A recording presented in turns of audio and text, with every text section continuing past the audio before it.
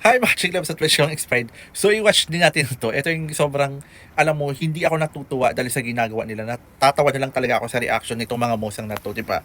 Nakakawala na si ano, Lola Christie mo, di ba? Ewan ko kung bakit galit na galit siya kay Meme Vice. Pero watch natin to. Alam mo, natutuwa lang ako sa reaction niya, ha?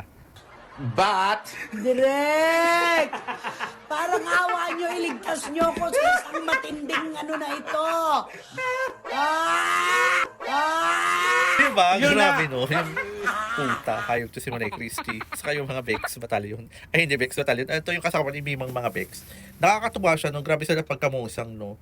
Grabe nilang gawa ng Marisha, di ba? Si Darren, saka si Ayon. Parang, ano lang, parang ang OA, ang dumi-dumi ng pag-iisip. Pero sana, ayun, galit din kasi sila, kaya ganun yung eksena nila. So sana, walang eksena man lang ganun, di ba?